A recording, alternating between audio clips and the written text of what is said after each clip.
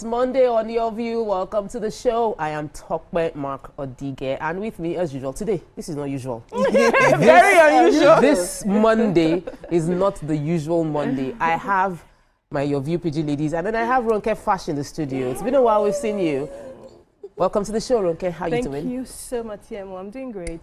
So happy to be back. I mean, everything here just smells luxury. Oh yeah, this is your first time co-hosting with us. Since we moved in here. Since we moved in here, yeah. Oh, interesting. Yeah. What have you been up to? So, Ronke invited me to speak to a teenage program that she, program for kids that she does, and I had to dig deep to find TMO, why do I find that so hard to believe? You just came and smashed. Like so yeah, yes, according to the receivers, I came and I killed it. But according to me, that brought it out. I knew I had to dig deep to bring it out. So but should I amazing shock you? Work, yes. At the final day, the closing ceremony, we had one MD come in to listen to the children, and he kept saying, as TMO said. As TMO said, reference point now. and he kept wondering, who is this TMO? Like, please, so he asked for a video of your session. Oh, can you imagine? So we had a great time. Beautiful. Well, when you have passion for kids, we need people to. There are different segments of the world, and we need to take care of them where they are, not until they become adults, and we're not trying to fix what we could have done a long time ago. Exactly. All right, Abigail, give me what your weekend. What did you do? Yeah, so she's giving us blonde. Love it. My weekend was good. I was here on Friday and Saturday. Saturday after the show, I had to go see Moyo, and I got my own ram meat finally. And one yummy jollof rice. And Sunday I was on a show on a radio station. And then this morning I just woke up. I wanted to come to work, and I noticed that my car was giving me issues. I'd already dressed up, I was wearing this jacket. I removed it, hung it at the back of the car. So, okay, let me just... Mechanic mode. Yes. Let me just drive. When I get here, my car refused to accelerate. What a way to start. And I drove in flood. I don't know if that's the reason. So I just hope that it's nothing serious, because right now, economy is not smiling and the pockets are not friendly right now. Tell me about it. Yeah. Yes, happy you still made it. You know, when something big is coming, some challenges will not want to put you in a bad mood. No, bad energy stay far away. I believe it. I have to believe it. How are you doing? I'm very well, Tokwe. Good to see you. You have a lovely smile. If no one has told you. No, don't mind her. She's always looking at lovely jacket. Do you understand? She's always looking at her like, I'm like, this chica is so fine. You are fire, Tokwe. Give it to us. I'm happy to be here. I was here on Thursday, and I was here on Saturday. So it feels like I've been very much in touch with the show. Yeah. You know, Saturday I had a great day. I was here. After that, I had to go film a luxury property. Some property is beautiful. If you haven't seen it, go on YouTube and search for Gainesville Realty. You'll find it's a truly remarkable, one-of-a-kind property. So Sunday, I went to my service. I came back. I rested. It's important to rest. And I really like the conversations that we're having here just before the show started, talking about investments and how women should proactively have conversations. If you're going to take actions, it starts with the conversations. So talk about it and psych up your loved ones, the people in your community, to understand the importance of seeing beyond just the here and now. So true, so true. I was telling Chika that she only sells luxury real estate. She now said, no, if they want affordable one, we can recommend it, but you know. And I was asking what's affordable. And the price she gave was like, is that affordable? I thought I didn't hear her clearly. But Tokwe, you haven't told us how your weekend went. Oh, my weekend, yes. So it was the layer weekend, and so I ended up getting a piece of ram at. The way you're doing, is it one you got? After smelling the whole ram. So Mrs. Ashafa is a darling. She's a sweetheart. Every year, when I'm going, she'll give me a nylon bag. Like, this is your own. It's not just it's take away, and. Senator Ashafa is a big daddy to me and my husband, and I'm just so grateful. So that's where I'm guaranteed of ram every year. So even if I don't get it in the day before, I know that I will go there and I'll eat ram. And the ram meat is really good. So for those of you that did not get to eat ram over the weekend, my heart and prayers are with you. But it's Monday and it's a public holiday, so there's still hope for you. I still saw some ram walking regularly in Magodo. I'm like, so maybe they still want to kill them today. by God's grace, anything can happen. Yeah. We'll take a quick break. When we return, we'll go through the front pages of the papers. Please stay with us. We'll be right back.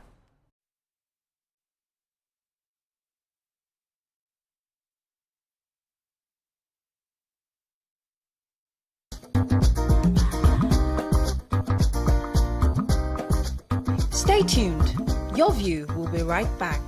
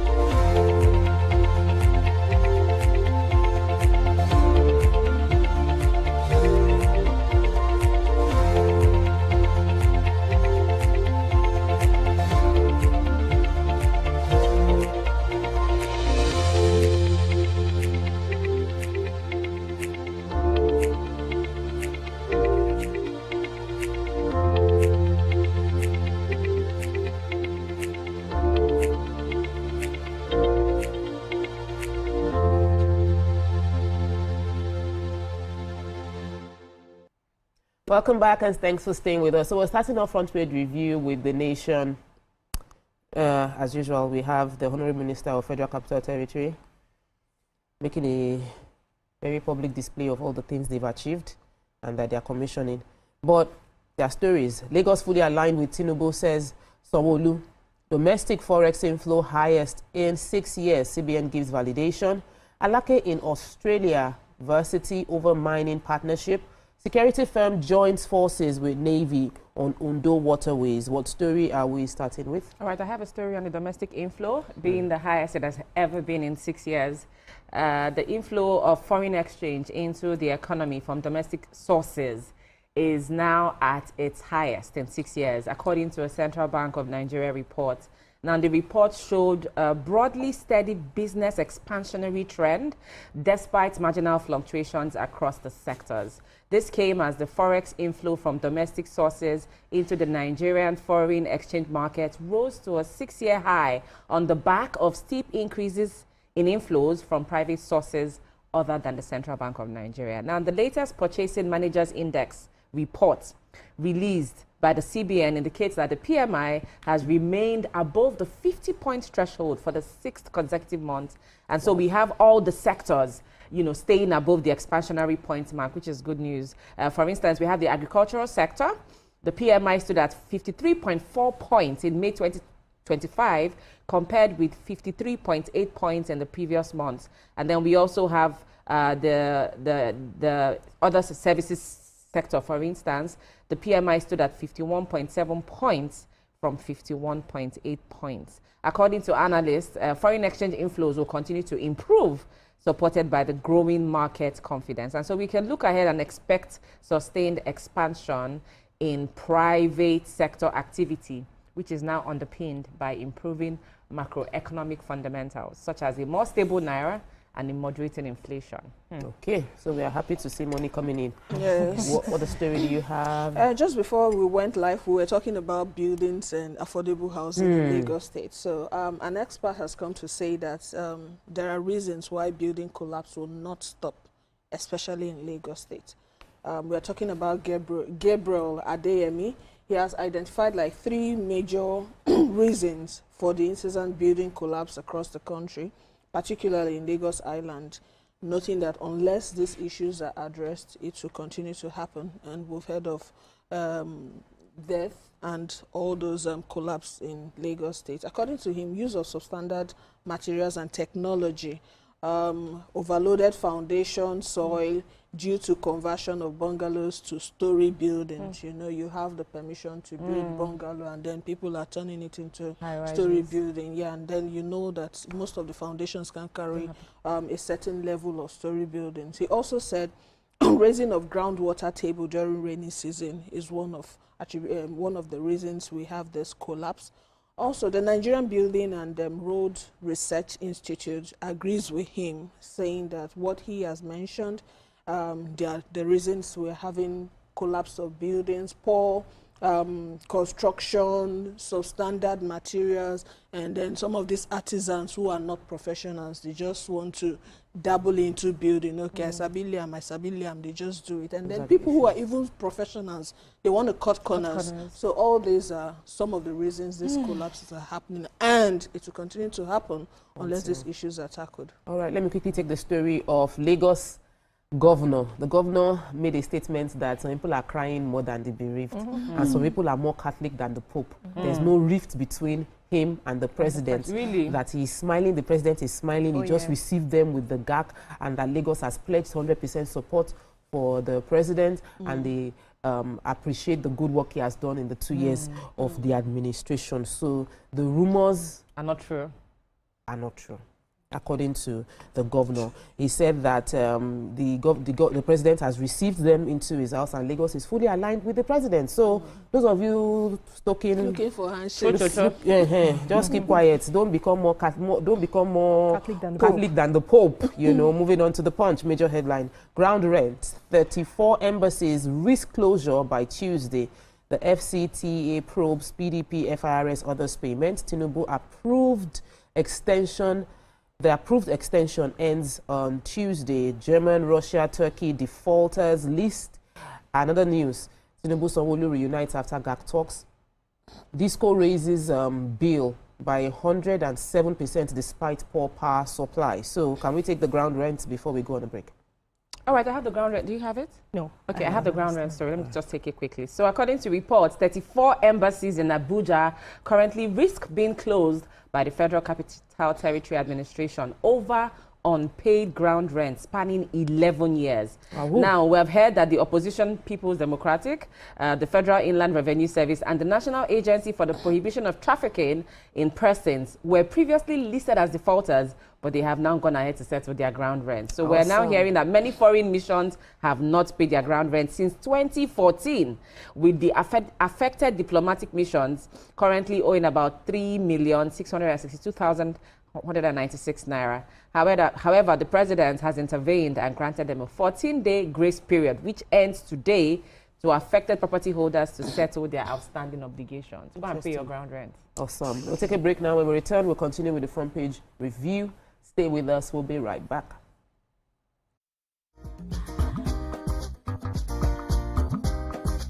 Stay tuned. Your view will be right back. Why do you need Dettol's 12-hour protective shield? Why? Oh yeah, come. Let me show you. From the risk of picking up germs in every corner to receiving those notes everyone has touched and that sweaty hug from an old friend. What else can give you all day long protection? Germs are everywhere, but the Dettol's 12-hour protective shield shields your family every day, Keeping them safe, healthy, happy, and successful. Dettol, be 100% sure. We don't like to eat better, more nutritious meals, more veggies, but we want it tasty and easy too. Knorr cubes. That's the secret. Made with real ingredients like chicken, parsley, and garlic. And enriched with iron, so your meals are better for you and more delicious too. That's the cocoa. Let's give it some accolades. Change your world by changing what's on your plate. Now this is tomato mix. Even after adding water, you can still taste the tomato flavor. With Tasty Tom tomato mix, you can cook any of your customers' favorite meals. No color changing like traffic lights. Tasty Tom will surely give you value for money because Tasty Tom tomato mix is thick. A little is enough to get your desired quantity of stew and soup. No unfair deal. Tasty Tom makes me so happy. The taste is always on point. And it doesn't color your meat or your chicken. Because of Tasty Tom tomato mix, the taste of my food never changes. So my customers keep coming. I don't compromise on the quality of my food, so I buy quality from the onset. Use Tasty Tom enriched tomato mix. Tasty Tom for tasty meals good for you. Available in convenient sachets.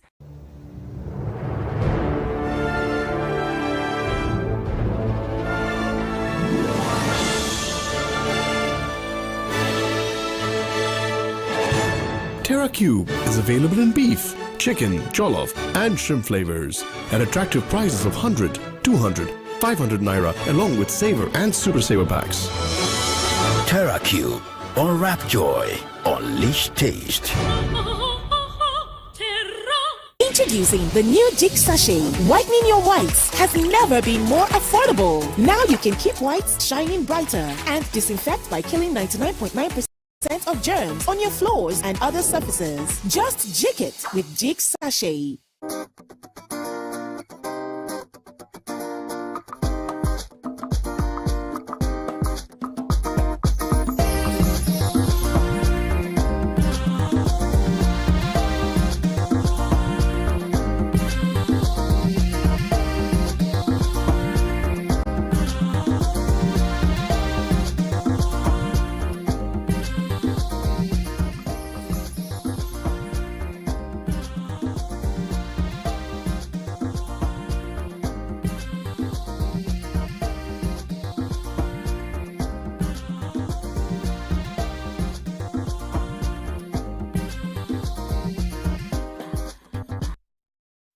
Welcome back and thanks for staying with us. We're still reviewing the front pages of the papers and Ronke has a story for us. Thank you, Tope. I have a story on page 8. It says Nigeria targets 35 million persons with disabilities in digital inclusion.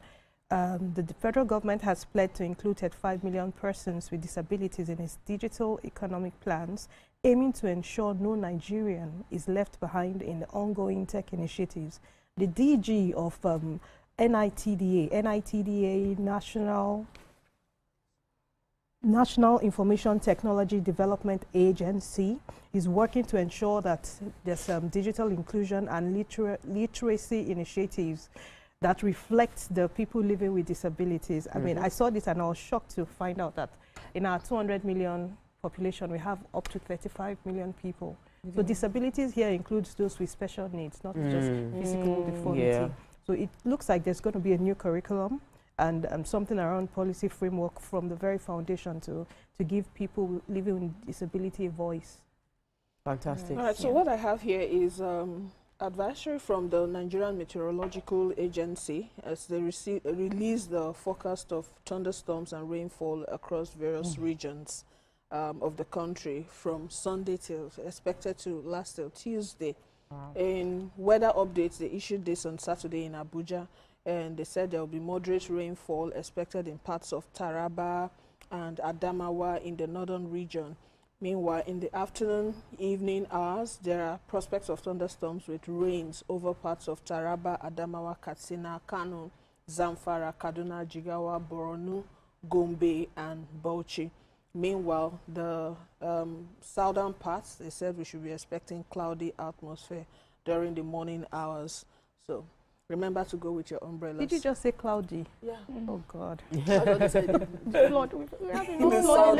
Some people are scared because of the rain. Yeah, really sad. Is it even the rain or the fact that we don't have enough drainage system? It's a small rain, flood. Flood is everywhere. Anyway, I wanted to take the story of Disco's raising bill of up to 107% despite poor power supply. And the detail of the news that Punch is showing based on data is that there's been a year-on-year increase between the period of 2024, and it was up to 107%. They said that there was a shortfall of 202 billion naira in their revenue collection for the first quarter of 2025, which means that people are not really paying, but they detailed each disco and their performance. So if they said many of even though there is a little bit of improvement, many others within the discos are grappling with significant revenue gap, which raises fresh concern on the viability of the Nigerian power sector. Now, the power sector is actually in major crisis. We as consumers are saying we don't have enough energy, but the discos are saying they're not making enough money. They are saying that the power sector is not a viable sector to invest into. So there are many things going wrong. I just pray that God will give them the wisdom. They should look inward. They should please if you provide not at what it is now and not increase anymore. I actually feel they are robbing Peter to pay Paul, because if everybody has a metering system, everybody has meter. You spend what you recharge. Maybe their cost. The cabal is not no, maybe they are struggling with cost. We have to pray for wisdom for the people handling the matter. What is coming but people pay for their meters. Yeah. People pay for it. Yeah. So if you're charging that's why I say there's cabal, because we paid and then the this price cabal, changed. when is it going to allow us breathe?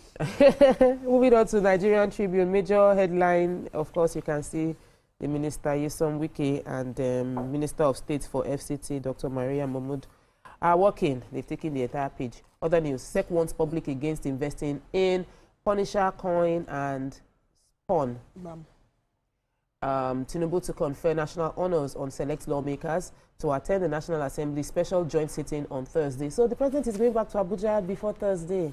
Interesting. All right. What other story do we have? I have that story from SEC. SEC warns public against investing in Punisher coin, Spawn. The Security and Exchange Commission has issued a warning to Nigerians against investing in the cryptocurrency known as Punisher coin. Even the name itself is suspicious. Punisher coin or Spawn. They said the commission said it's due to its unauthorized pre-sale and lack of regulatory approval. It's not been approved, even though they say they've been doing adverts and promotions for this particular coin. The commission stated the attention of the Securities and Exchange Commission has been drawn to several online publications blatantly advertising unauthorized pre-sale of crypto coin termed Punisher coin. And they are saying that... before one is beforehand. Before you start going to court to be dragging them for money, they have said we are not involved. I'm not sure these guys will listen. Or people will still speculate sure. and they put their money into greedy people, right? I'm not sure they will listen. Do you have any story, Roger? No, I have. I have one on the NDLEA. Oh, okay. The NDLEA, the National Drug Law Enforcement Agency, has intercepted not less than 66 parcels of loud, a strong strain of cannabis, get this, packaged as green tea at the import shed of the Lagos International Airport. Now, this seizure was made on Thursday based on credible intelligence and was received ahead of the arrival of the consignment at the cargo wing of the airport on the 11th of May. Now, according to the NDLEA spokesman, Mr. Femi Babafemi, on a statement on Sunday, he said that this agency had watch-listed the shipments and sustained surveillance around it for over 3 weeks before inviting other stakeholders for a joint examination last Thursday. The loud consignment weighed 62.20 kg and was concealed inside wraps of green tea that came from Thailand via UAE and an Emirates Airlines flight. Now, according to reports, in another operation too, NDLEA operatives on 2nd of June intercepted a consignment of 1,665 kg skunk, a strain of cannabis, along Lekki Ajah Expressway. That happens a lot. The drug war continues. Yes, so we have to applaud them. We cannot win. We are at least we're seeing some results, especially.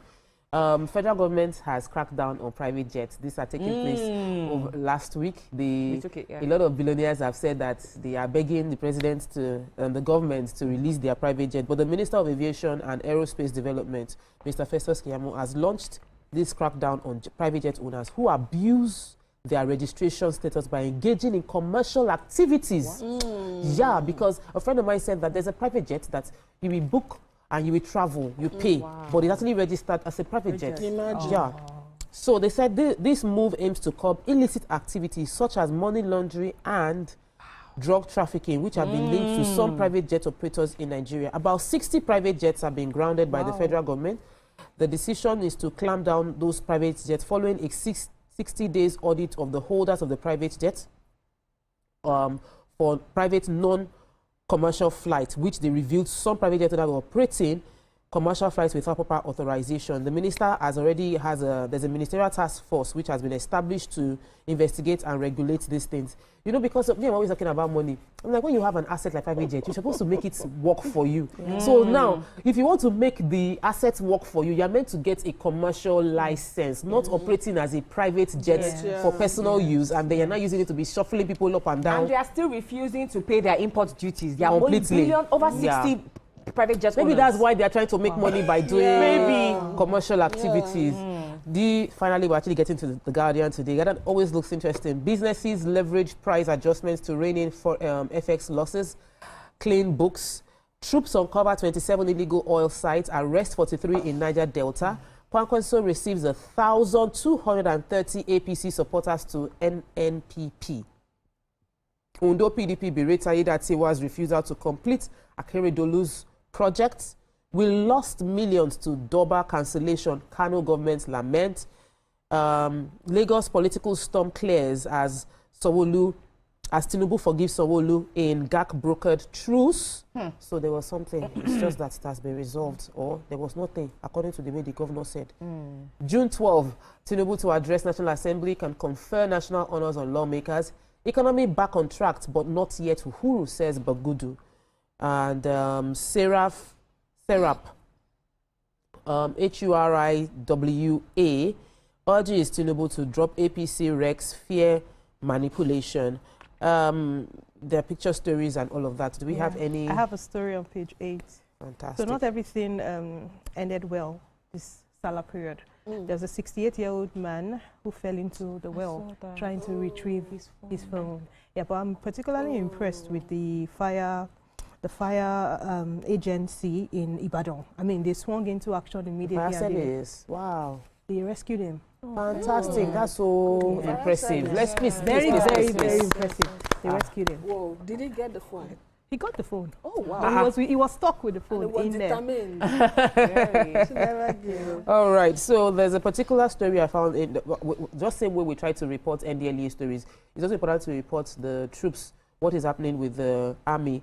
So the report has it that they were able to recover, according to them, they were able to recover 27 illegal oil sites, and they made this arrest. The troop of 6th Division Nigerian Army has arrested 43 suspected oil thieves, uncovered 27 illegal bunkering sites, as well as uncovered 161,000 liters of stolen products across the Niger Delta in this latest crackdown. They said the operation was conducted in synergy with other security agencies between May 26th and the 8th of June 2025. And according to the acting Deputy Director of the 6th Division Army Public Relations, Lieutenant Colonel Jonah Danjuma, he said that the troop in Bayelsa State, along with there's a code name, that they discovered this illegal oil connection points, wellheads across 10 sites connected to illegal refineries. This is a big deal. It's a big deal because we're always complaining about the fact that our production capacity is not being met, and this oil is the people that are stealing it think that they are stealing Nigeria's oil, but they are stealing private businessmen's investment that they've put the money into the oil wells, and they are supposed to make their money back, and it's a huge struggle. So I want to celebrate all of those who worked on this project to get this sorted out. And let's tell ourselves the truth. This is not how we are going to make money. This is not the way to build our nation. It is a way that will cripple the economy and affect many lives. All right. That's what we can take on front page review for today. We'll take a quick break. When we return, our hot topic for the day will start. Stay with us. We'll be right back.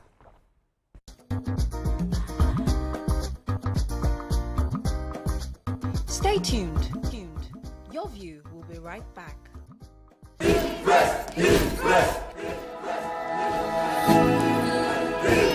Guys, food is ready.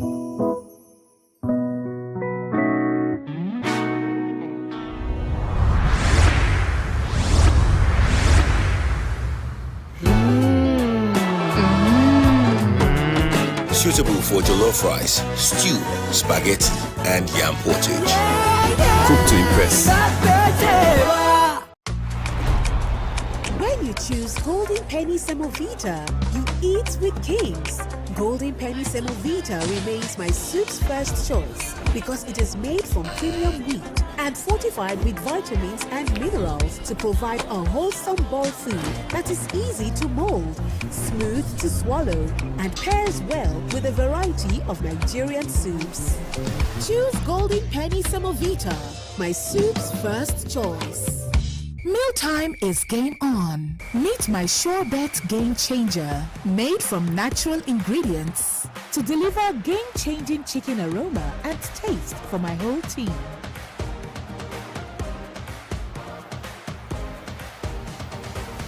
Mom, why did we not use this before?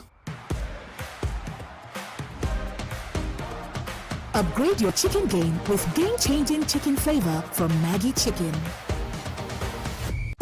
Good, tasty food is worth living for. Worried about your oil every time you enjoy your favorite meal? Introducing Smart Balance. Smart Balance rice bran oil is rich in gamma oryzanol. Several studies suggest that gamma oryzanol may contribute to the reduction of bad cholesterol. Golden Terra Smart Balance oil. Good food, no worries. With Glovo, you've got the city at your fingertips. Hanging out with friends and craving fried chicken or smoky jollof with fried plantain? Order on Glovo and receive it in minutes. Running low on toiletries? Don't panic, Glovo's got you. Order on Glovo and receive it in minutes. Family time deserves quality food, so treat them to a sweet surprise. Yummy. Track the rider in real time as your order makes its way to you. Download Glovo, order anything you want and receive it in minutes. Level 2, electrified fence. Space is terrifying. Let's get out of here.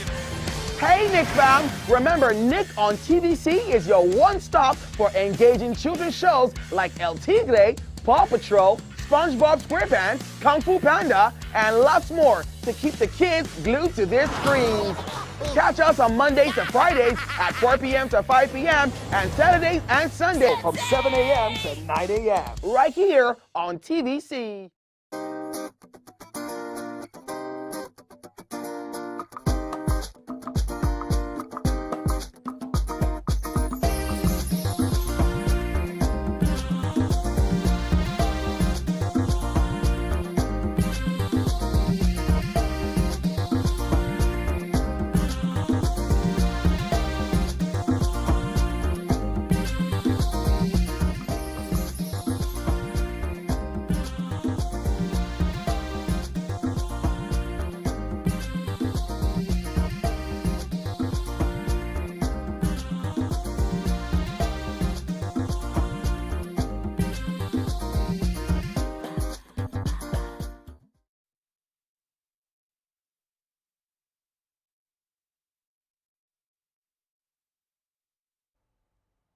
Welcome back and thanks for staying with us. We want to discuss the viral video featuring primary school students who were captured dancing in a manner that raises important questions about guardianship and parenting.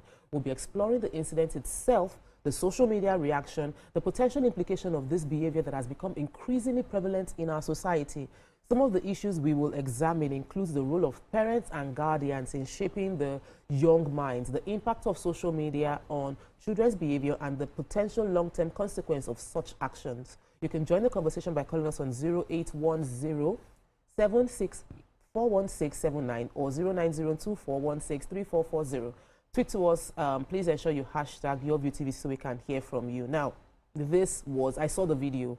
I saw the video of small children twerking, and I saw adults recording and applauding and celebrating them, and it was worrisome. So I've seen it in secondary school, and now we're seeing it in primary school. I'm like, okay, maybe we did not shout enough when we saw it in secondary school. Maybe now that it's now going to primary school, we will take things more seriously. But we've been discussing a bit of parenting since last week. And one of the things Mariam mentioned that just stuck to me is the fact that we are assuming that all parents have the same values and all parents know how to raise children appropriately. Now, I know, Ronke Fash, this is you are in this WhatsApp group. You are always canvassing for values, ethics, all those stuff. How did you feel when you saw the video? Okay, so I saw the video on Ronke Posh's page. Me too. I saw it and I was like, have we come this far? I mean, what is all this, let's not talk, it's not my child, judge not, let's take it easy. I mean, this let us not go into another man's quarters has led us to a point where you're asking, is my child involved? How did this child get to this point? So I saw it and I was shocked. I was shocked at the adults that I saw trying to, apparently they were having fun. So I saw a guard, I saw somebody else. So there were adults in there. It was a full-blown party, not maybe a party in the living room or something. So I feel a lot of things have gone wrong right under our watch. I want to talk to the government. I want to talk to parents. I want to talk to schools.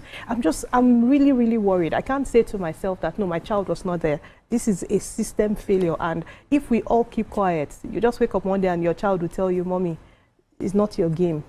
Stay out of it. So I think as a nation, as people who care about this generation, not even any future generation, this generation, we've got to stand up and stand against this, because by all standards, in my opinion, it should be discouraged to the barest minimum.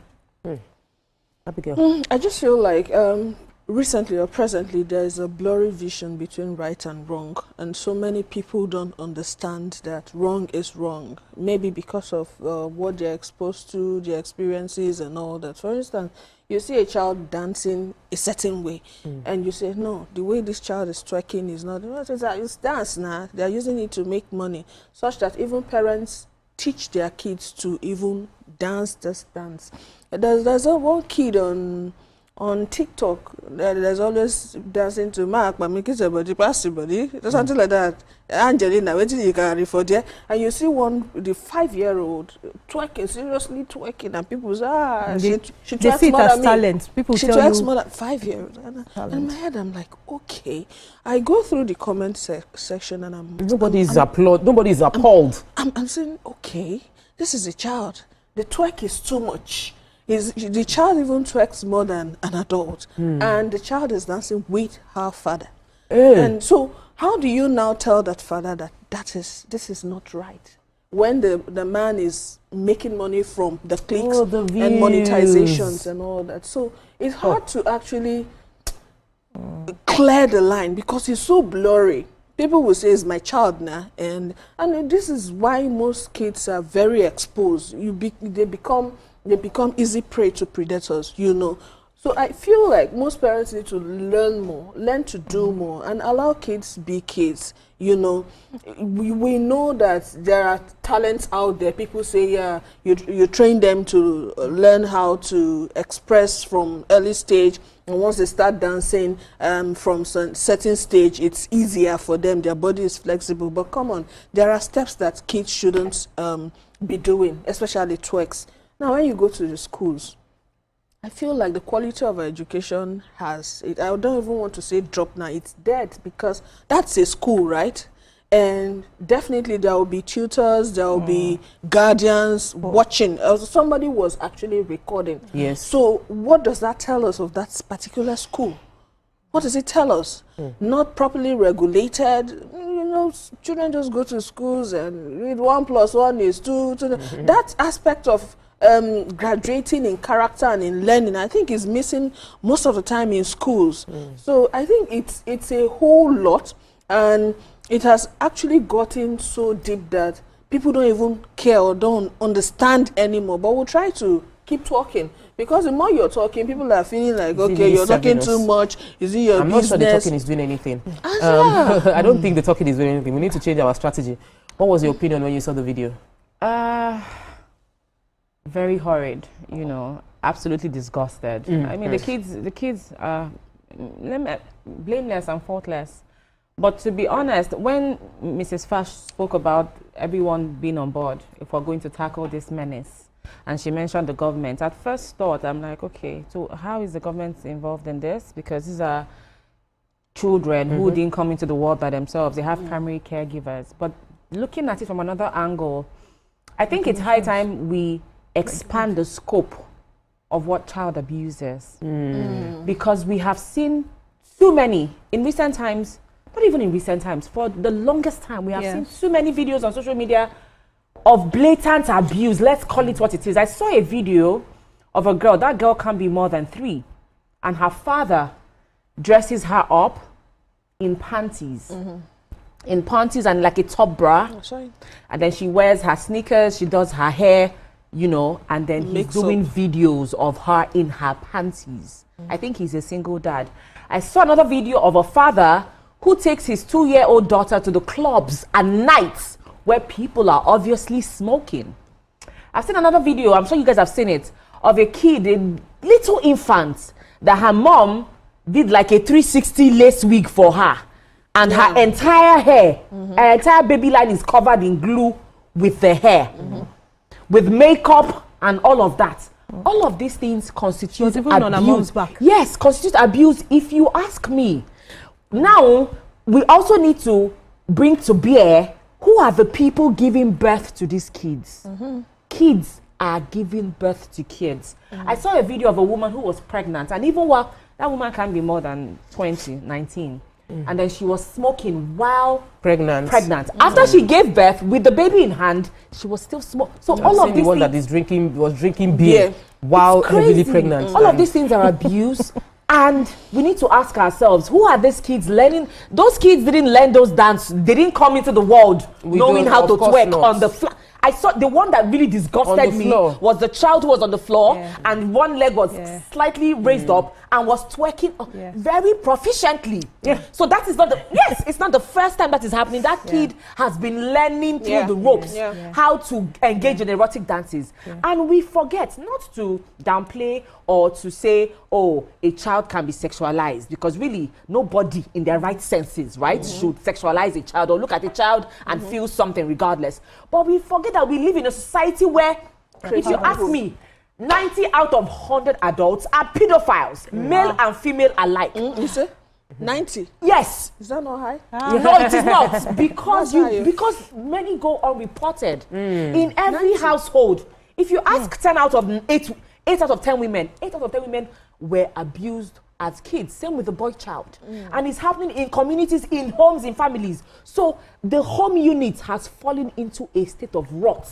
It is so obvious. And I really don't know how, if this will change, because like she said, a lot of them are also doing it for clicks and views. They want to trend, and you're putting the innocence and the cocoon which should preserve your child's safety and innocence, you're slaughtering it on the altar of monetary gains and fame. It is so sad. And I don't even know if Western values have any role to play in this. No. I really don't think so, because in a country where we have religion, we hold so tenaciously to it. And that you see, for me, what I noticed, what I felt when I saw that video is that we have been silent for too long. And we live in a bubble. So the Christians live in their Christian bubble. They take care of their Christian children and they raise their children with values in their Christian ways. And then we have the Muslims with their Islamic, in their Islamic bubble, where everybody raises their children to pray 5 times a day in their Islamic way. And then we have the large group of people who do not exist in any of these two categories. And nobody is watching out for them. And the government is feeling like, oh, we're all religious. Everybody knows what is the right thing to do. Shouldn't they know what is the right thing to do? Are they not parents? They don't. In developed countries, they protect the minors by creating an institution that they can report to. That is on the ground. That's why we need the government. What Shika said, which is a reflection of what you said, is that detailing all that can be called abuse and letting people know that if you are found in abuse, there are consequences. There will be consequences. There must be consequences. Now, for me, when it even happens in the home, I can say parents are ignorant is one parent. But in a school, there are many people involved. A school has headmaster or principal, you have teachers, you have cleaners. There are a large group of people. Adults Is it that in the all building these adults do not lost have their sense? minds. Okay, so or all the adults don't have values, or all the adults don't see what happened, what is happening there as bad. So for me, it's a case of maybe we on this table, because of our religious leaning and the values that our parents put into us, we think everybody has the same kind of values and mindset, but we don't leave children for the society to treat anyhow they want to. The government ensures that whether you like or not, if you are in Nigeria, your children must live according to this. When I went to Dubai, they told me they don't drink alcohol in this country. So if you are not in the hotel where you can buy it, you can't just go outside and you can't go outside and you won't even see. They now, even in Saudi Arabia has this massive hotel. All the drinks there, they look like champagne, 0 alcohol. Red wine, 0 alcohol. Because this is our country. So if you come into our country, hello, you will play by the rules. So what is the rule for Nigeria as a country? For children, is it acceptable that I can take my child, put my child, set camera, and my child will be dancing erotic dance and be making money? Can I make money off my child? Is that illegal? What is the rule that the government has put in place concerning how they want Nigerians to be raised? Until we have that, we can feel shock. Somebody will say, no, my pikin, na me born am, na me born am, and they work, they make money for us. So why you go to tell me, say, after they raise my pikin, it no good? And some of them will say, after a government did not give us TMO, work. I beg to disagree a bit. So I feel like before we come for the society and assume that the government has not done one thing or the other, let's go back to the foundation, right?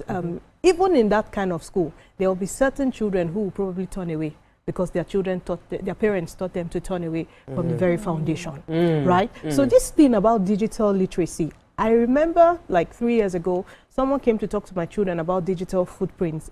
The person was talking to the children, but I learned that before I press send anywhere on any gadget, I need to think twice because the internet never forgets. But there are many adults that don't know this. We are dealing with a generation of adults that were not parented. And I dare say that this is not a Gen Z issue. I've seen some elderly people have the same issues, right? So elderly people, I even think the children that the highest level of risk are the children of hot-blooded individuals, children that are born from parents who are maybe in their 50s, maybe they had them a lot later, so they allow them go away with everything. So the question is, how much exposure should children be allowed to have within the home, in the society? Then number two, you know, this social media thing, because of the influence or the innovation of social media, we're seeing what has always existed. So it's not like everywhere just spoiled. Everywhere has been like this. But like Tokpe said, if we do not have a very firm regulation, remember most Nigerians that jackpot, they always tell you they have one issue. That, they struggle with, I can't beat my child. If I beat my child, the government will come for me. Why can't we have that here? I can't post such nonsense. Those children were not even, they were not scared that they were taking pictures. Instead, they put in more effort to see that they will blow. They want to blow. Obscenity. You know, they want to blow. So the real thing is, while we look for how to bring in the government, I think we must have very, very firm consequences for parents who are silent, who are involved in these things. I know that the school should also be questioned, but I like to deal with the parents first, because you bring in a child to school and you can't convince people who work in a school that everything a child learns is from school. Most times in schools they believe that child brought it from home, but there was no way to express. We'll come back to it. There was no way to express it. So that assumption is very, very false. In my house, I'm protecting everything. So there are some things that when I hear my child say it, I'll be like, where did you learn it from? Who in your class said this? So we need to have that conversation. Educators and parents need to have that conversation. We know they agree. They correct. Let's take a quick break. When we come back, we'll continue with this conversation. Stay with us. We'll be right back.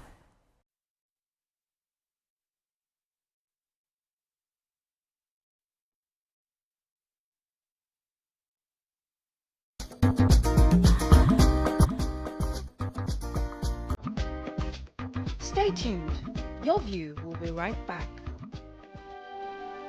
TVC Communications, Nigeria's leading independent broadcast company, has been officially designated as a great place to work. Over the past 3 years, we have transformed our workplace into one which is respectful, caring, rewarding, and provides great benefits to all our 500 employees. We thank our team for giving us the chance to show that partnership between employer and employee really works.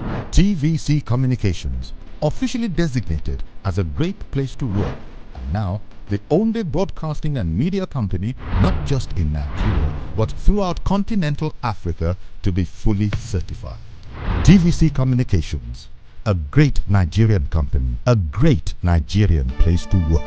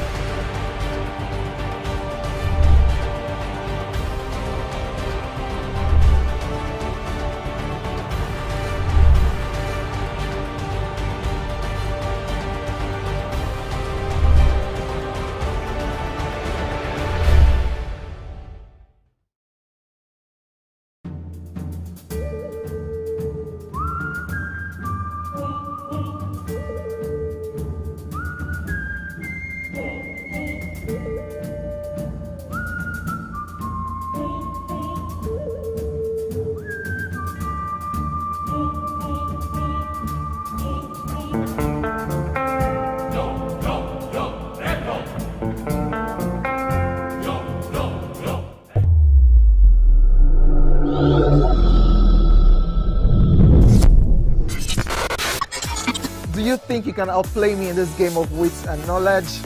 Can you go 7 rounds without flinching? I meant answering 7 questions correctly. How well can you hold your liquor? If you're curious, then join us for the most exciting conversation and games with your favorite celebrities on 7 of 7.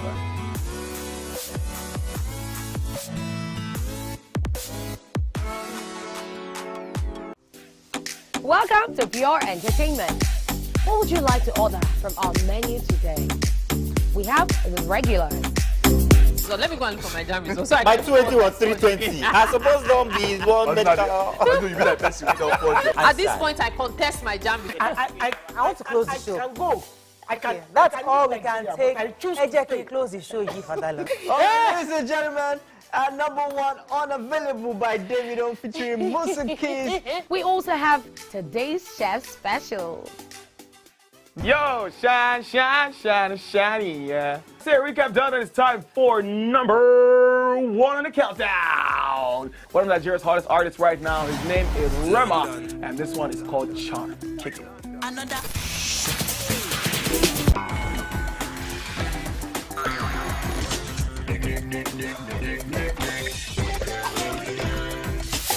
For dessert and a bit of nightcap, we have the nighttime and online specials.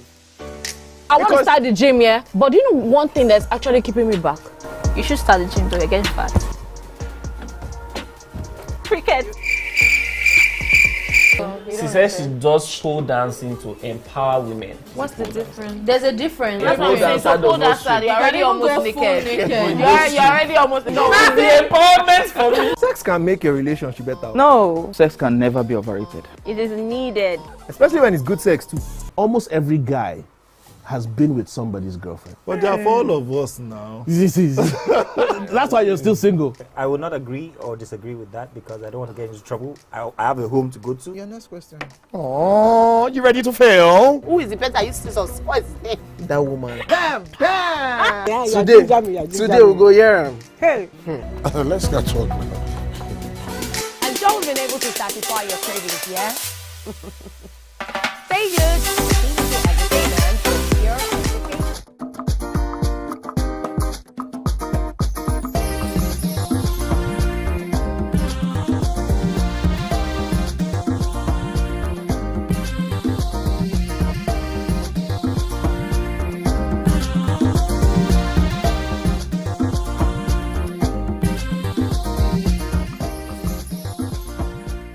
Welcome back and thanks for staying with us. So we've been discussing the viral video of primary school children seen twerking and dancing in very suggestive manner. And on the while we're discussing it, we spoke about the part of parents, the part of the government, the importance of the educators, the schools, which we believe should know better.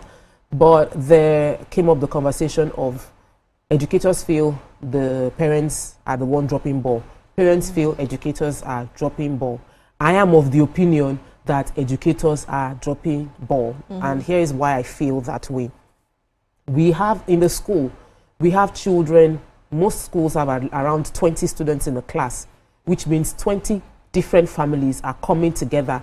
As a parent, my children, maximum families they would ever engage with outside school will be 3 or 4, which are my relatives, thereabouts. So the exposure is higher when they're in the school environment. If the school does not have a system that ensures within this space, so these are the things we do, these are the things we don't do. If everybody will carry their own baggage, imagine 20 children coming with whatever their parents did or did not do into the class, and there's a cross-fertilization of ideas. It's a huge responsibility to put on the school, but really at the end of the day, they are meeting in your place. It's like a football field where when anybody comes to play the match, if you kick somebody in the football field, you cannot blame the coach or the player. You say it's the referee that is meant to call out the person and give the person red card and say you have to leave this field. When those consequences happen, nobody will go on the field and say, I'm angry, I want to just kick the next football player. So I feel that that's why I will put the blame on the educators. But where do you see this story? I think that this sauce is good for the goose, and it can also be very good for the gander, right? So you have said that, you know, your child is exposed to a limited number of families, but when they go into school, there's a wider audience. If you flip it, I want to believe that some schools have a construct. They have a handbook as to which every child who comes into the school, you must be in class at 8, you're not allowed to be rude to your teacher. You know, the school has its own sets of rules. Now, that is one unit that is guided. And then they have a trooping of kids coming from different backgrounds, different walks of life, who have been raised differently. Now coming in and trying to, in the bid of the school, trying to get these kids to you know, take the shape of what they envision as how students should operate, you know, students who will become products of their school, because schools pride themselves on being, the kind of students they churn out to a large extent keeps them in business and keeps their name out there. So I want to believe that these things can be flipped and reversed. But regardless of the case, whether you're a parent who is doing your work at home, or your teachers and, you know, educationists and, you know, care and, you know, molders in the educational system who are molding the child, what I want to say is that every child is a sponge. We seem to forget that. A child, to a large extent, is a reflection first of what they see at home, which is where they always recourse back to, and a function of their environment. And so we need to point the finger at ourselves and say, what are we showing our kids? Who are we in the first place? For my daughter, who I gave birth to and who in the first 5 years spent more time with me than any other person, what person am I? What values do I subscribe to? Because really, that is what impresses upon the child and builds the child. Kids are spawned from 0 to 5 formative years. And I want to believe that a primary school child will most likely fall within that age. So this is, to me, a moral bankruptcy for the adults first. We have all failed. We failed those children. Whether you want to point to the religious leaders, to the government, to adults, to family, friends, we have all failed these children. Let me take this caller. Chinedu, welcome to the show all the way from Adamawa. Good morning, everybody. Good morning. It's an interesting topic going on there. I think I support my sister on this jacket. I don't really know her name. Yellow and striped jacket. Oh, I mean, fine. Yeah. So I want to appreciate her own contribution. Because when you look at this angle now, where they were twerking, it's possible that their parents are there. It's possible that their parents are there. What were their parents doing? The adults there. That's not a school environment. You understand? And it happens every time. I have attended a birthday with my kids and I see children dance that way. In fact, my daughter came in and started twerking. That was some 3 years ago. I had to drag her out. But guess what? Thank God I was there. But guess what? Who argued with me? It was my wife. That's the latest dancing step. I said, what are you talking about? So let's assume I'm not here. So this is the way you allow her to be twerking. Different. People see so it different. It was my wife that was arguing with me at the end of the day. You see? And her friends, they are there. Their children are also twerking. I was the only father that came. You see?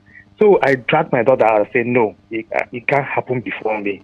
You know? So from home, we have a lot of things. What are they watching on TV? We see mothers or fathers doing some content in front of their kids, twerking, and they watch all these things. We have seen it several times on TikTok and Instagram and thereabouts. So we parents, we have to take the majority of the blame. Thank you Get so much, these Mr. children to the Chinedu. right direction. Thank you so much, Thank Mr. Chinedu. And I love what he said, that some, you know, like when we started the show, I said some people, we're not all on the same page regarding values. Yeah. I've seen children use the F word in front of their parents and they were not shocked. Yeah. I cannot even, like, if you Yes. know the fight I fight my Yes. children and the way I punish them for any foul language, like you don't use those kind of language. We're not those kind of people. This is not the way I raised you. And they're getting exposure in school. They're like, no, I did not finish. So I hear that, but here is the way what I would like to hear from you, because it worries me that, like Chika said, they are seeing us, and there are some things that we did not know the children are seeing. So my husband was having red wine yesterday, and I noticed that my son kept saying, "It's 9% alcohol. It's not so bad. It's not so bad. It's 13." I had to tell.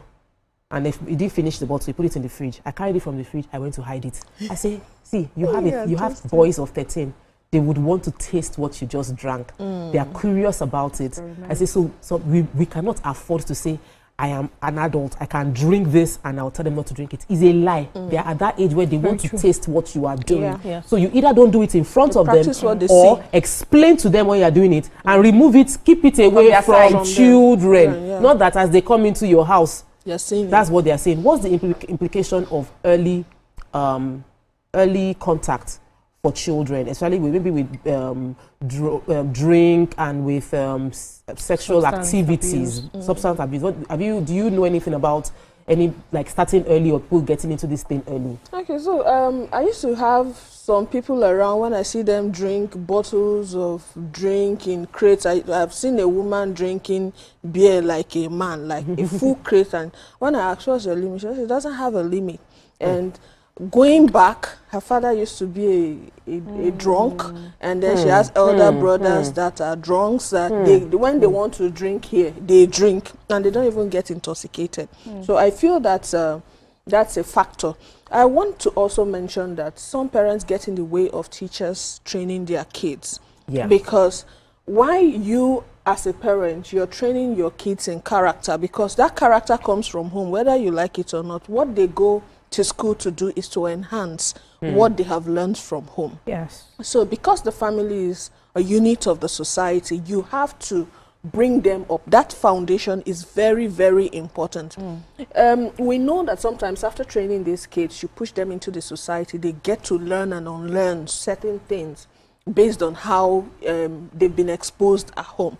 So I feel that the foundation is faulty. And I agree with Tokwe and Chika when you say that we adults who failed these children, because we've not taught them what we were taught, you know, because most people are believing that what we were taught was harsh. And now we're becoming permissive. So we want to be liberal. Liberal, so our kids, and then it's getting in the way of their training. So I also want to say that kids are exposed to adult contents now, not just on television. You can be watching television. I remember those days. Who born you make you they watch drama where your father never supervised?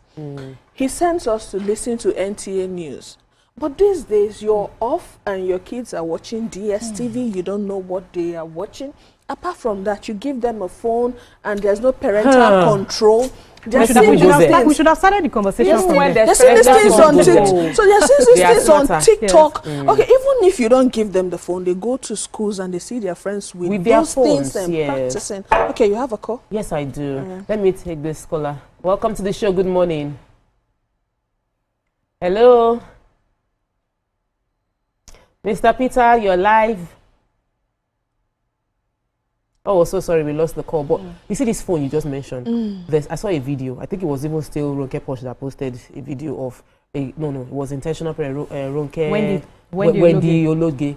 She posted a video of a lady, a 13-year-old girl, that her mom was beating her and told her to post the video of her beating, that because she sent explicit content via TikTok to someone. And the mom found out, and the mom now recorded her beating her and said she should post it. So here's the thing. The question was, should she even have had a phone? Should a 13-year-old be on TikTok? Should there be don't parents understand that this exposure to a child's on not so mature mind, which is where I really want our conversation to go into, is that children will be children. I just told you, the way I was looking at my son at dinner, at lunch yesterday, I knew that if we drop that bottle and go before we come back, that he might he would try it. He would try it. He's already begging me, Mommy, the coffee smells so nice. When we go on holiday, can I taste coffee that I'll do the decaf one? Because he sees that I drink coffee every day. So in his mind, why would I be saying, me, I'm drinking it, he cannot drink it? Because he wants to do what you are doing. So when you see parents need to supervise and explain why over and over again, but early exposure, let's talk about it. I have another caller. Let me take this call. Immediately the caller has come in. Jane, welcome to the show. Good morning. Hello. Oh, we lost that again. It's a major concern for me, and I know that you talk about these things, so let me hear you. Okay, so I'd like to pick it from different categories. So I feel for parents, right, parenting is not an act.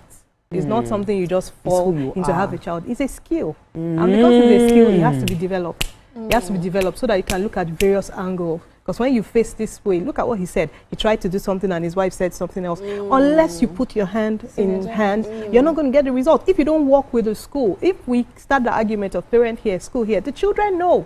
They know who the weaker vessel or where the weaker link is. We can escape unless you put your hands together and walk together, where the child knows that even if I get home, my mom will bring me back to school. When I get to school, they will refer me back to my parents, and both of them are interested in one thing, making sure that I do better. So I like what different groups, when you look at praise for I like what you're doing. I like the fact that you're trying to get parents enlightened, because that's where it starts from. So parents need to get trained. They need to know how best to raise their children. It takes a self-aware person not to raise a child the way he or she was raised. I mean, so many things have changed. As we're going with the trends, let's make sure the key word there is safety.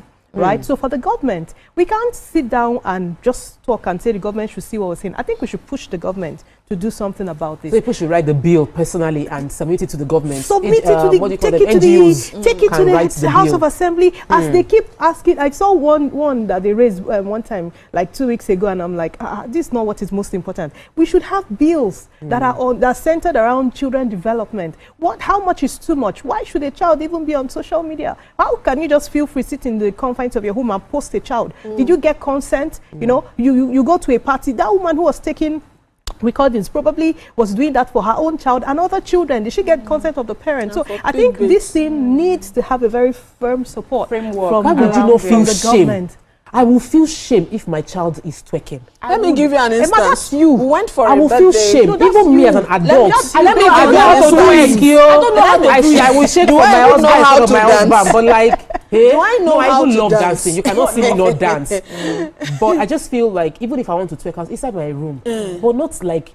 I just feel like, because if what you do, others will think it is normal to do, and they cannot get away with it. You know when they say one person has had 5 abortions and the stomach is still okay, it's just your own. They say the womb has scattered. Don't try. Don't compare yourself. So let me take the call. I'll come to you. I'm so sorry. Joshua, welcome to the show. Good morning. Michael, welcome to the show. Good morning. Good morning. Thank you very much. Your topic is very interesting. Thank you. Thank you. Yeah. The problem on the children nowadays is so painful. When I see a child of 4 months old, the kind of air they play her, the kind of dressing they give her, does not speak of a very good example in the future. Because a child of 4 months, 6 months and ahead, he plays a hair of 5,000 naira. When she grows to 12 years, how much hair will she expect to be plaited on at that age? That's number one. 2, the way most parents dress their children, they don't care. They give them whatever they like. It's so bad. Like these children twerking up and down. There was a TikTok something years back. A child of 3 years, 4 years started twerking and singing. You don't take away with the show. I commented that this girl is going way out of hand. It's going to become an untapped. They say, why should I be saying that this is a new devil? I said, not lie. This is parents' waywardness on this child. today, most children are dancing. They don't know what they are dancing. They are allowed to be dancing because they want to. Like my own child, she cannot dance. How means I say dance for me? Let me see you. Yes. You say dance. When I say dance, let me see what you are dancing. The moment she started dancing, I'll be clapping. The moment she tried to say, I want to dance like I say, let me see what I try to dance. Because you don't do that. I say, stop that. This is how to dance, not the other way around. 2, phone. When you want to buy phone, especially Android phone, there is a rules and regulation and law from phone. Most of us don't read the manual. We don't know the ethics of using phone. You cannot buy any phone, even a touchlight, to a child below 18 years old. That is the truth. Like as it is in finance bank, you cannot give your ATM card to your child if it's not up to 18 years old. But now, to the law, 12 years, 13 years, will carry Android phone, no parental control. You know that, you know you can monitor your son or your daughter while you are sitting in that studio on your phone. Yeah. You can monitor what he or she is watching at home, wherever she is. You know that you can program your phone to that. You watch what he or she is doing right from your comfort of your office. Like as you can see your CCTV, your house on your phone too. You can do it on your phone too. See what they are watching. Go to the history through the Google account creating. You monitor them. A child that's not up to 18 years old should not be given Android phone. If you want to keep phone for your house, buy a thank God for this modern digital table phone. Keep it in your house. When they are back for school, call it, talk to them one after the other before you come back. Thank you so much for your contribution. Thank you very much. Yeah. In defense of parents, busy parents, you know, most of them, they say they want to keep track of where their kids is. And because of insecurity, you can't really fault them. But what we are talking about is the guardians and the monitoring of the phones you give to these kids. Thank God they've made it that you can actually restrict some access in different phones. So parents should go further than just buying phones to also monitoring what their kids. That's why I love Nina Lowo. Nina Lowo said when he got up one morning, his daughter said she wanted to have a tongue piercing, and he didn't know how to deal with it because she was a teenager. And then he says to her, I won't date a girl with tongue piercing. And she said, for real? She said, yes. So that was an example, because children idolize their parents, the people they see first. If you earn their respect. So I think we should learn to teach with examples, mostly. We really need to round off this topic. So I'm going to take a final word from both of you. Okay. So I feel let's pray that the government listens to us and they do something about it. We can't do so much without the proper regulations. And also for schools, they should step up to it. Don't sit there and begin to pass everything back to the parents. Schools and parents should look for platforms, opportunities to work together so we achieve the same result. So the way that my child turns out, ultimately, the fallback comes to me. So I take full responsibility, right? The shame and the glory will all be mine. And so I think it's important that parents have a say in everything. Like the last caller said, parents should have a say in everything in their children's life. It's now how they say it and how they communicate. There is also an art to communication, depending on the age of the child. As the child continues to grow, you know that's how you reach the heart of your child continues to grow. But the essence and the core of parenting should stay the same, regardless of the age and times in which we live. The essence should be that you are raising a child who can ultimately train their perceptive powers to distinguish between wrong and right, whether you're there in the room or not. And so ultimately, that's my goal as a parent. If every parent has that same goal, I think that we would be raising kids who will just be, I don't know, make us proud. Yes. Thank you, ladies. This topic has gone far and wide, and there's no end to it because the journey of parenting is a constant one of learning and training the person that we're dealing with. That's our child. But I wanted to just also mention this important part. When children get early exposure to adult content and adult activities and adult actions, it prevents their brain development isn't there yet. So when you expose them too early, you are stunting their growth. You are stunting their growth. That's why we say no alcohol for children. It affects their brain development. So please, if your child if you feel like, oh, my child can twerk, what about the crazy person that is watching that twerk and can now say, this is not a child. If you can do like this, you're not a child. Please, protecting your child should be priority. The ultimate level of freedom is insanity. Don't give your children that ultimate freedom to do anything they want to do. You are a parent, stand in the gap for them. All right, we'll take a quick break now. When we come back, we'll continue with the show. Stay with us. We'll be right back. TVC Communications, Nigeria's leading independent broadcast company, has been officially designated as a great place to work. Over the past 3 years, we have transformed our workplace into one which is respectful, caring, rewarding, and provides great benefits to all our 500 employees. We thank our team for giving us the chance to show that partnership between employer and employee really works. TVC Communications, officially designated as a great place to work, and now the only broadcasting and media company, not just in Nigeria, but throughout continental Africa, to be fully certified. TVC Communications, a great Nigerian company, a great Nigerian place to work.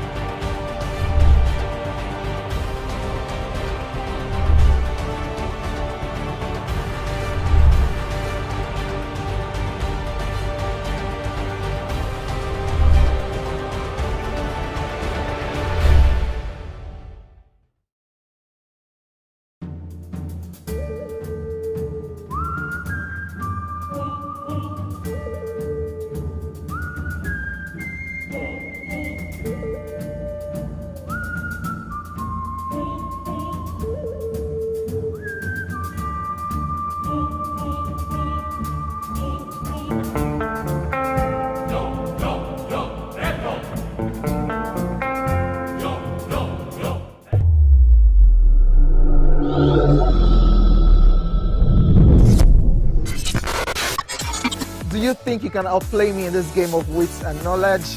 Can you go 7 rounds without flinching? I meant answering 7 questions correctly. How well can you hold your liquor? If you're curious, then join us for the most exciting conversation and games with your favorite celebrities on 7 of 7.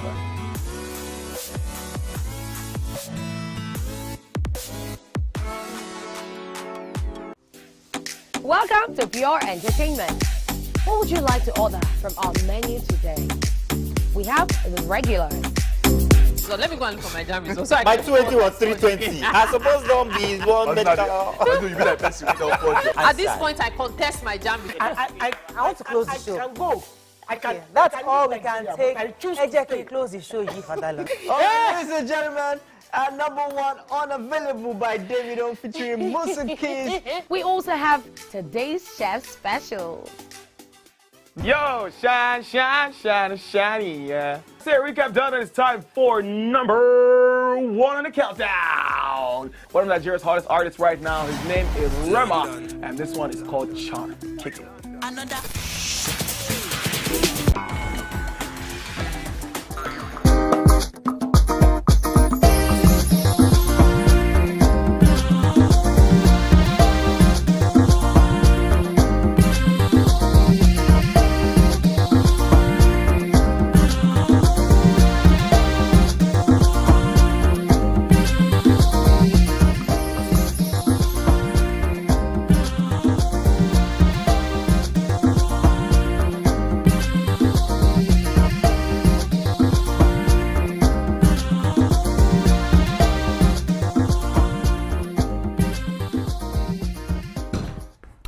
Welcome back and thanks for staying with us. Joining us in the studio is the Managing Director of the Nigeria Railway Corporation, Dr. Kayode Okpeifa. He will be sharing his insights into the current state and future prospect of the railway sector. We'll be speaking on the challenges, opportunities, innovations shaping the industry.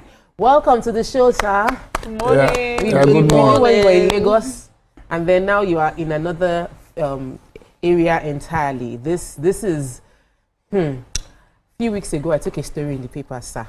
The story was talking about how there's some challenges with the Nigerian Railway Corporation, how some of the offices, they've been doing JV, there's been some PP partnership, and those partnerships have led to some people being evicted. I was like, oh, and that Nigerian Railway Corporation has a lot of land and opportunities to take advantage, but what would you say about that particular story? I'm sure you heard about it.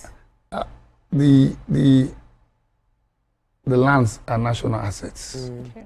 It doesn't belong just to Nigerian Railway Corporation, but entrusted to the Nigerian Railway Corporation as a way to generate revenue to support the operations of the rail system. And that is an international practice to create assets for rail corporation. That's one. Two, on the issue of individuals taking advantage, yes, they will take advantage if these resources are not properly protected. And if there are staff doing it the wrong way, we discipline them. For members of the public, let me deviate even from land to other assets. You know, those rail tracks are also national assets. And some people are ripping it off. And they call it scrap. They are not scrap. They are national assets belonging to every Nigerian. They are national assets entrusted into the hands of the Nigerian Railway Corporation management to use for the benefit of every Nigerian. So they are not scraps. People go to our tracks and take it out saying there's not been trained for running on it for years, and they sell it. And you have companies who also induce people to go and remove it. You also have individuals. You have our staff. You have members of the security organizations too, who are supposed to put. In fact, there are times when they are caught. Maybe they caught them with 3 trailers, and by the time we want to recover, we are only able to recover 2. So you also have collusion, conspiracies, and involving the highs and the lows in the society. So not just on land. It's also we are those who encroach on those land assets. Some people feel we should just dispose it. No. They are meant to be used for the purpose of supporting the operations of the Nigerian Railway Corporation, which today probably is the oldest national corporation or national asset in Nigeria. It predates Nigeria. All right, so I'd like to ask you this question. Very exciting things are happening in the railway sector in our country. So let's just use this moment to spotlight some of those things. What is the current state of railway services in our railway sector? I know I am particularly looking forward to the green the green line that's coming. But let's talk about the current state of things, the way things are as of today. You're talking as a Lagosian. Yes, I am. Born and bred. Yes. So if I'm to speak as a medical doctor, I would say stable, recovering. Okay, stable. It's stable now. It was ailing. It became stable. Now it's recovering. And under the Renew Hope agenda of Mr. President, the intention, the plan, the focus is to get it out of any sick or sickling situation before the end of this year. Wow. So that the railway can actually serve the people, Nigeria for the purpose it was meant for, to move people. I wanted to find out what percentage of the rail is no longer not in use. Because before most of the rails were not in use, but I know that you said that was hailing time. But now that we're recovering, what's the percentage of our recovery? I wouldn't mention percentage so that it becomes a national headline in a negative way. But let me say this: we are now optimizing entirely what we have, everything. In Plateau State, the government of Plateau State is partnering with us under what we call the Railing with the States to now use the Jos to Kuru line. So, if not for what happened in Plateau, okay, let me say, before the end of June, we're going to commence operating train from Jos to Bukuru and later to Kuru. Is it Kuru? Where you have NIPS. Oh, okay. NIPS. Yes. Sorry. Yeah, we got, and that should cost people ordinarily 700, 800. We'll be charging 200. Wow. Now, also, we're planning to run Mina to Kaduna. So these are routes that ordinarily before nothing was happening on them. Then we are now working so hard on the Lagos-Kano narrow gauge. Unfortunately for us, just 4 weeks ago, we had a washout in Oshogo, Dagbolu. Without that, we would have been in Ilorin a day before Salah for passenger free ride. Wow. We would have been in Mina for free ride. Mokwa, where you had the soul of the departed, rest in peace, where you had the terrible flooding, we did a test run on May 24th. Before the flooding? Yeah, you need to see the picture of the flooding. Our rail, we now have a hanging rail, which we'll fix. That's not the first time we're seeing that. We saw that sometimes ago in 2017 and regularly. So for the standard gauge, they are all fully operational. On the narrow gauge, the Port Harcourt to Warri, it was under rehabilitation. This government had completed it, and we now run train from Port Harcourt to Aba, and very soon we're taking it to Enugu. And by Enugu, it will go via Umaya and Enugu. And you need to enter that train from Port Harcourt to Aba. If you are not careful, you will just be stuck in it. When you get to the number of people, and when you ask them, what are you going to do? They say they are going to do market. I lost my English at that point. I said, market care. What is market? They said they are going to buy goods. So people leave Port Harcourt in the morning, they go to Aba, buy goods, enter the return train, and they're back. And you need to see the number of people. Then on the other side, you have Lagos. We run Kajola to Ido, Kajola to Apapa, Agbado to Ido. Agbado. You need to enter that train too, but it's packed too. It's packed. It's packed, completely packed. And either though you may not see it full, but there are little things we're doing now.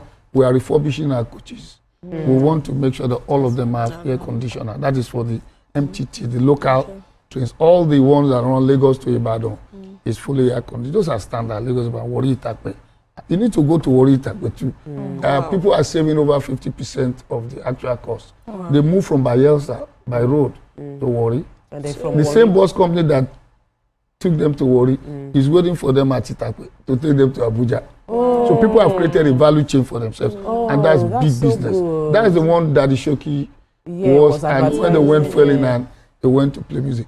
That one is a flagship now. We are putting so much focus on that train because it has capacity. It's the longest of the standard gauge. It has capacity to blow. And the government is planning to now take it from Warri to the port. And then take it from Itakpe to Abuja. That's the train that moves the entire pipes that were used on the Ajaokuta, Kaduna, Kano pipeline, gas pipeline. We move it from Warri to Itakpe, then they continue their journey by rail. On the Lagos-Ibadan one, that one is a blowout. We increased the frequency. Just 3 hours after we increased it, boom, tickets gone. Some people will tell you it is racketeering, not racketeering. Real people it is a demand and supply issue that created the racketeering. For the racketeering, we introduced the NIN, and thanks to NIMSI for helping us out. So with NIN, we thought we have gotten it right. But you know what? Some people went and invested some, like your friends, just, many things now you use NIN number. So we discovered that some people are using double. Somebody booked in the morning from Lagos to, Abuja to Kaduna, and is booking Kaduna to Abuja the same time. So we are working, and they are taking advantage of the system. So what we did was to now introduce double checking like at the airport. So we thank NIM and NIMSI for that because they have a very robust back end to check, and they can see. We also can see at our own end people. So we now introduce double checking. All right, let me take a quick break, sir. When we come back, we'll take more questions because they are itching to ask you questions. Let's take a quick break. When we return, we'll continue with the show. Stay with us. We'll be right back.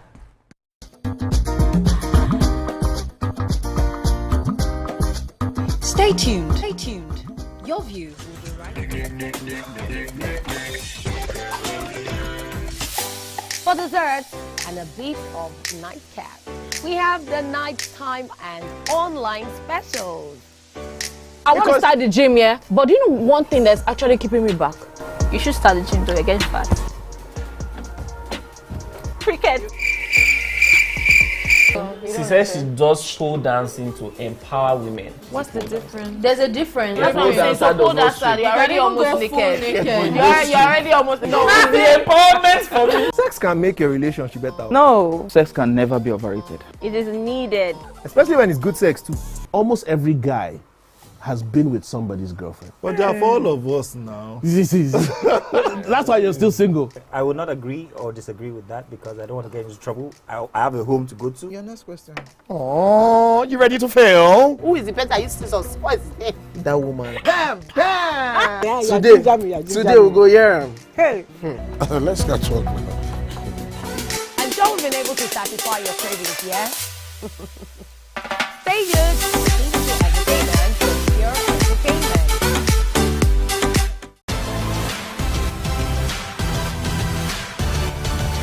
Now you can catch up with your favorite programs on TVC.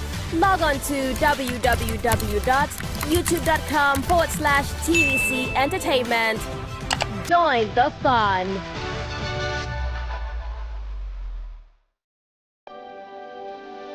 TVC Communications, Nigeria's leading independent broadcast company, has been officially designated as a great place to work. Over the past 3 years, we have transformed our workplace into one which is respectful, caring, rewarding, and provides great benefits to all our 500 employees. We thank our team for giving us the chance to show that partnership between employer and employee really works. TVC Communications, officially designated as a great place to work, and now the only broadcasting and media company, not just in Nigeria, but throughout continental Africa, to be fully certified. TVC Communications, a great Nigerian company, a great Nigerian place to work.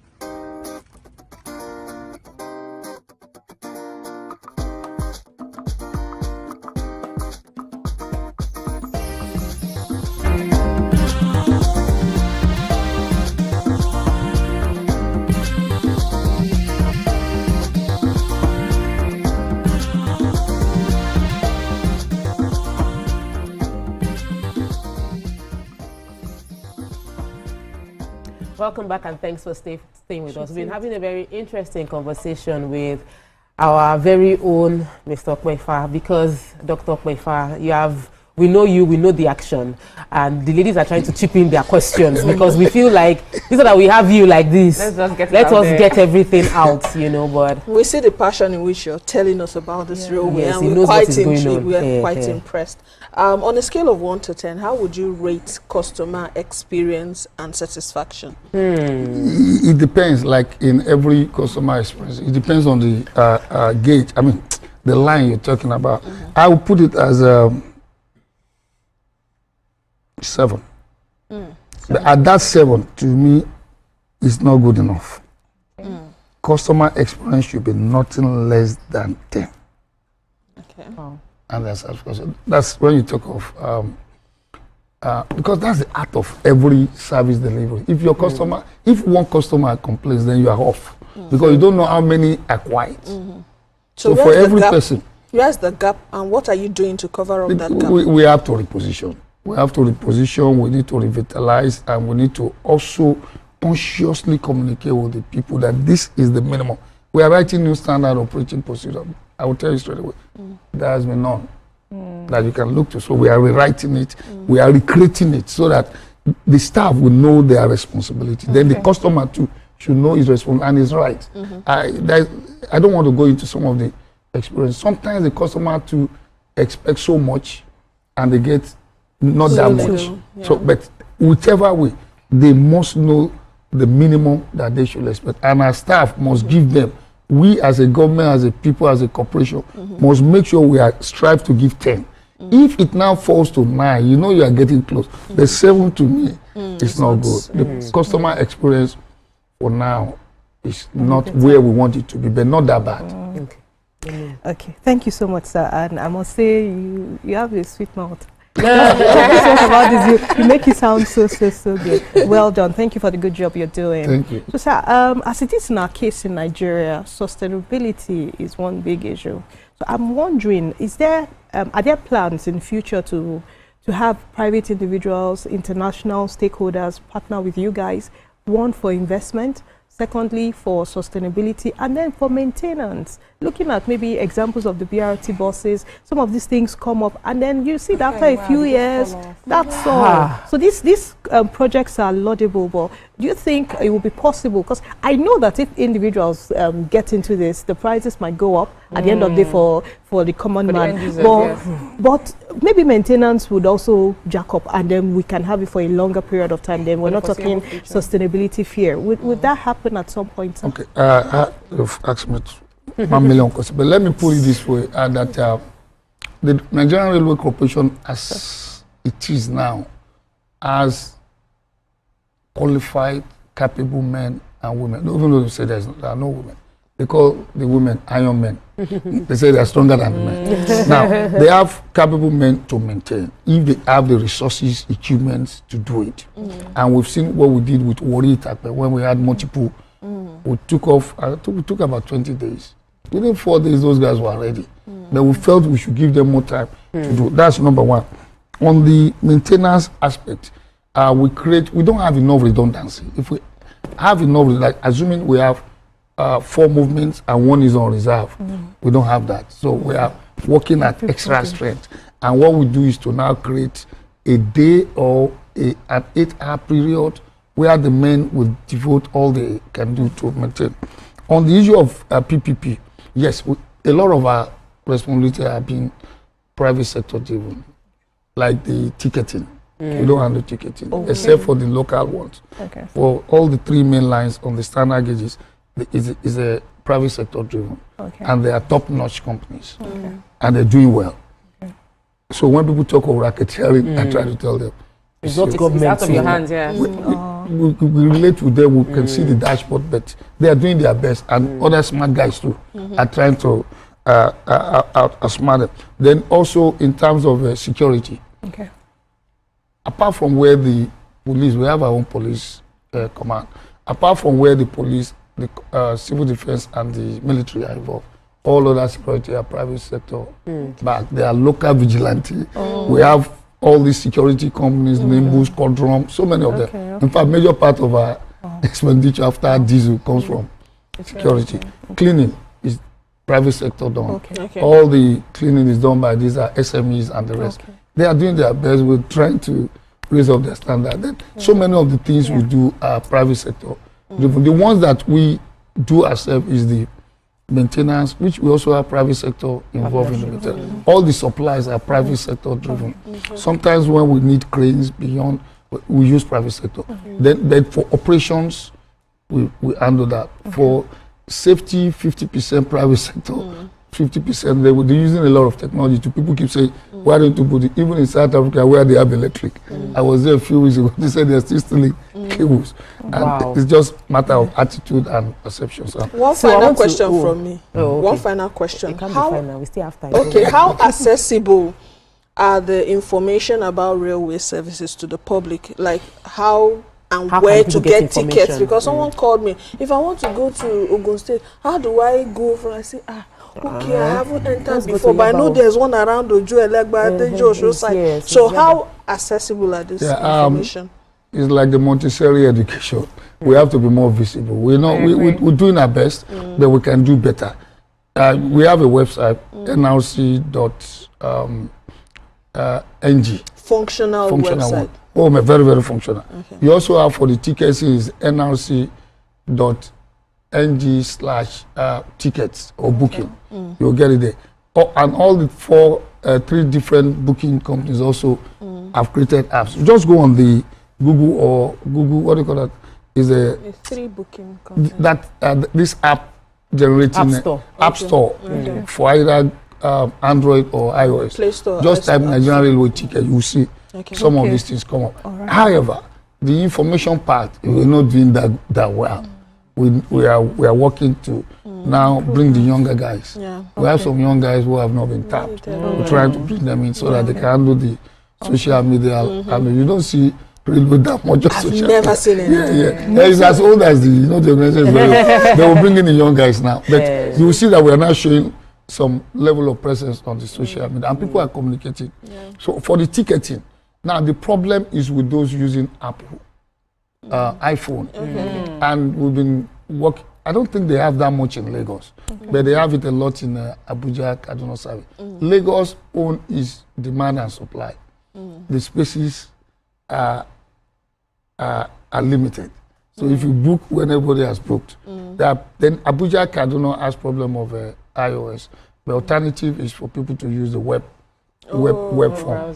Yeah, but whichever way, what we see at our own end is seats are fully booked. Okay. So we'll get the money. So when you enter the train, you see an unoccupied seat. It doesn't mean that you didn't get paid. So where are they now making money from? Like they buy it off the website and they hope to sell it at the point of entering. Less than 5%. That's less than 5%. Okay. Those are the ones I said they are yet to give up. But what we do now is that you do double checking. So that is also going below 5%. Because you do double checking like you do. And if you go to a station, you take a ticket and you just put it on the scan, it will show your face. So once it's not the same face, they push you out. I did things to arrest you, but how many are we going to arrest? Yeah. So, and that's a distraction to us. So what we do is to let them, we'll start arresting if it needs to do that. But it has gone down. Yeah, we're going to take a quick break now. When we come back, I still feel like we need to address some safety, security discussion, because a lot of people feel a bit scared when they are approaching the thought of a long distance, isolated parts of the rail transport system. When we return on the break, we'll go more into the conversation. Stay with us, we'll be right back.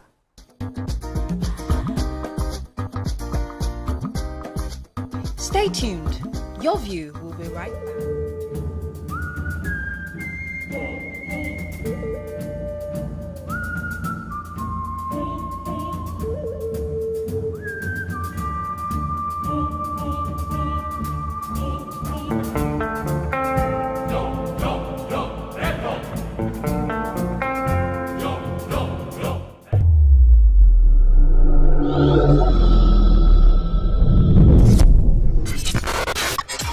Do you think you can outplay me in this game of wits and knowledge?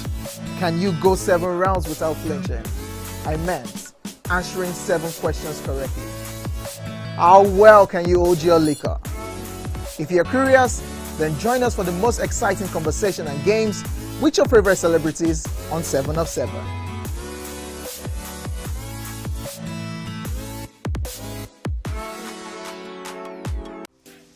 Welcome to Pure Entertainment. What would you like to order from our menu today? We have the regulars. So let me go and look for my jam. So my 280 was 320. I suppose don't be one At this point, I contest my jam. I want to close the show. I can go. I can. That's all we can take. Ejeki, close the show. Ladies and gentlemen, at number 1, Unavailable by Davido featuring Musa Keys. We also have today's chef special.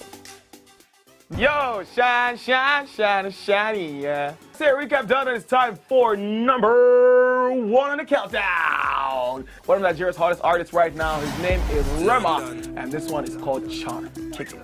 Another.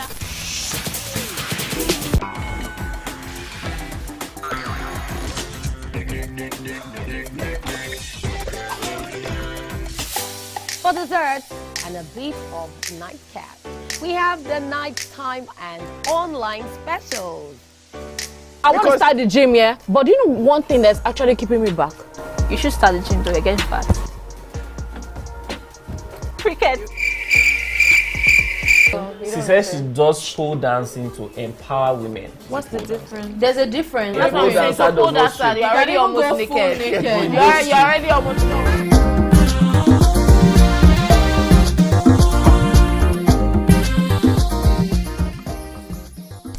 Welcome back and thanks for staying with us. We're still discussing the Nigerian Railway Corporation and we have with us.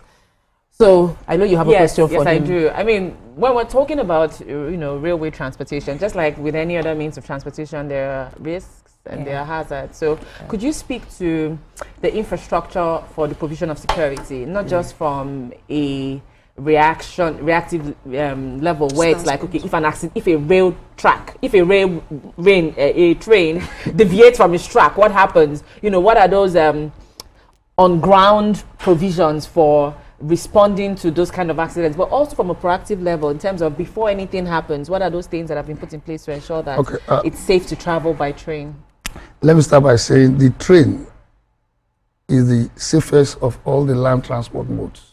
Okay. That's number one. Number two, safety and security, like in any other sector, is put at the highest level of management. Number three, even in America, level crossing. America has the highest number of level crossing accidents in the world today. So what you do, in the case of Nigeria, you will notice that in recent time, last 3 years or so, we've not had any major security breach. But we do have a lot of safety misses or safety, thank God. Just you will always bed of smoke. What you need to, what we have been doing is, like I said, we are rewriting the standard operating procedures. You also have, the first thing is to prevent it from happening. And if your staff are not at their best, it will happen. Sometimes you will hear that trains stuck at a level crossing. The beauty is that we'll pull it out in a very short while. That is because there shouldn't be level crossing in the first instance. So when you have level crossing and there is rain, sand will go in, but the train moves on iron that is locked. If anything happens, it deviates. The alternative is to change your wheel. New technologies are coming up. But for us, safety is key. And it can be on the train, it can be to our staff, and that is why I can link it here. We're working, part of the reform is going to create an entirely different directorate to handle safety and security. Because that is what will determine people use your train. After the Kaduna stuff, a bad incident, do you know that we are yet, the Abuja Kaduna line is yet to get to that capacity passenger level. And it's because people have fears, but I want to allay their fears that our rail tracks are safe. Just this morning, there was a news going on that people should stay away from train because there are some clips removed. Now, what also happened is people remove the clips. When they remove the clips, it's no longer safe. When you go and take our iron, and we don't know. And that's why we put a lot of men on the track early on. So this morning, we have replaced over 6,000 clips from last night to this night on Warri Highway. So we also have to keep abreast of the situation. In real time. Yeah, in real time. So safety is key, and we are creating a brand new department, if permitted, to handle that, so that will instill more confidence. But however, we still go on there. We still travel by air. We still travel by car. And there are issues they there are not for the land sector, is not as safe as the rail. It is the safest of all the modes that moves on the ground, and we will continue to do our best. And security? Security, you know, you can't discuss it completely off here, but what we have done is a lot of the locals are involved. We are doing community to take ownership. It helps their business if the train runs. But if the train is not running in the community, they feel bad. So, but when the train is running, you know, the supply chain, the value chain, everything improves. When you hear towns like Agege, Dube, and all those things, the train contributes to their prosperity. You hear like Zaria, all those, the train. So, we are getting the community involved, the chiefs and the rest, and the security also. They're even involved. They're involved in the cleaning, and that helps us. Then the military are doing a fantastic job. The military, the police, and the vigilante are helping us. And we want to appeal to the members of, please don't steal our.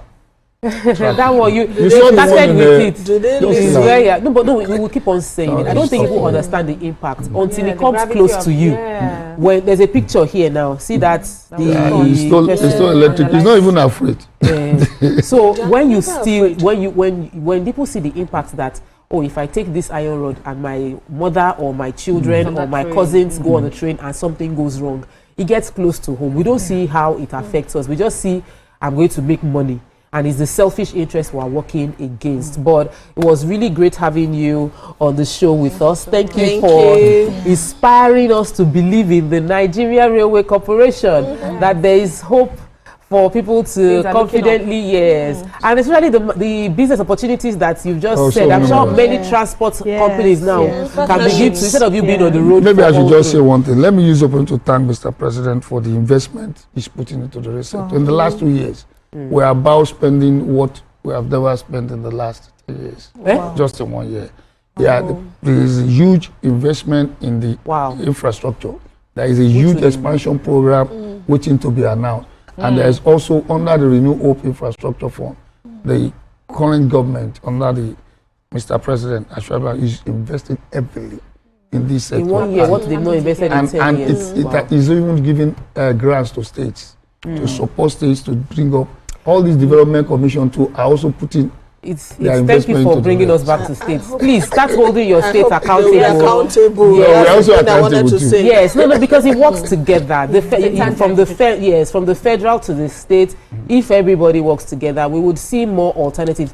A lot of trailers and trucks on the road is because the rail is not providing to Lagos State Government, Niger State Government, Kano State Government, Kaduna State Government, Enugu State Government, Abia State Government, and Ogun State Government. Oh, wow. These 7 states, I don't know many others, but these 7 states they are actually railing with the states.